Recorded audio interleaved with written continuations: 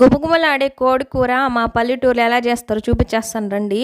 మేమైతే ముందుగా చెప్తున్నాను అందరికీ, గిన్నెలు, దబర్లు, బాండీలు ఇవేవి కామెంట్ చేయబాకండి.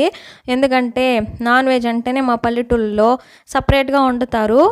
అది వాళ్ళ వాళ్ళ సాంప్రదాయం కదా, అందుకనేసే.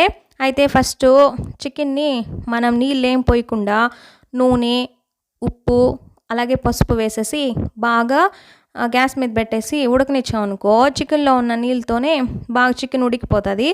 ఆ నీళ్ళన్నీ డ్రై అయిపోయేదాకా బాగా వాడ్చుకునేయాలా. తర్వాత వేరొక బాండిల్లో నూనె వేసేసుకొని మసాలా దినుసులు ఉంటాయి కదా, అవి వేసేసి తర్వాత అందులోనే ఎర్రగడ్డలు కూడా వేసేసి బాగా వాడ్చుకోవాలా.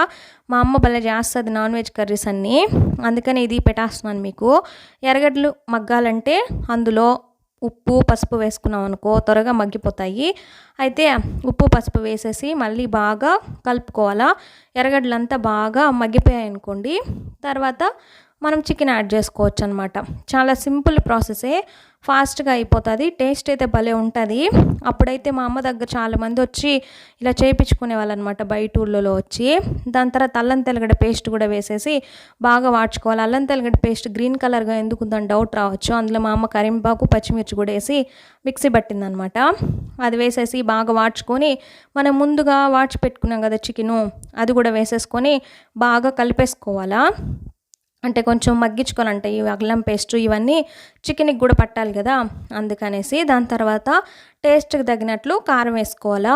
ఇంకో విషయం ఏంటంటే మా అమ్మ బయట మసాలాలు అస్సలు వాడదు, మ్యాక్సిమం నేనే ఎక్కువ యూజ్ చేస్తానన్నమాట. మా అమ్మ అయితే అన్నీ ఇంట్లోనే ప్రిపేర్ చేసుకుంటుంది.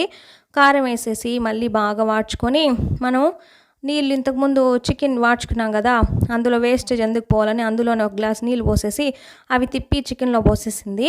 తర్వాత ఇంకా నీళ్ళుగా అంటే మనం యాడ్ చేసుకోవచ్చు. బాగా కలిపేసుకొని మూత పెట్టి ఒక 5 నిమిషాలు మగ్గించుకున్నాక చికెన్ అంతా దగ్గర పడిపోతుంది అనమాట. అంటే మనకి కావాల్సిన కన్సిస్టెన్సీ వచ్చే వరకు ఉడికించుకొని, ఈ మసాలా పొడి ఏంటంటే ధనియాలు, జీలకర్ర, సోంపు, మిరియాలు, తెల్లగడ్డ వాడ్చుకోబలేదు. ఈ మొత్తం బాగా రోస్ట్ చేసుకొని తెల్లగడ్డ వేసుకొని మిక్సీ పట్టుకొని అప్పుడైతే చల్లేసుకునింది అనమాట. ఫైనల్గా కొత్తిమీర చల్లేసి బాగా కలుపుకొని 1 నిమిషం ఉడికించుకుంటే చికెన్ కర్రీ రెడీ అయిపోతుంది. చాలా టేస్టీగా ఉంటుంది. ఖచ్చితంగా ట్రై చేయండి, మీరే వారేవో అంటారు అసలు. ఇంకా మీకు ఏమైనా డౌట్స్ ఉంటే ఖచ్చితంగా కామెంట్ చేయండి, నేను ఆ రెసిపీస్ అన్నీ పెడతాను. ఓకేనా? Thank you for watching.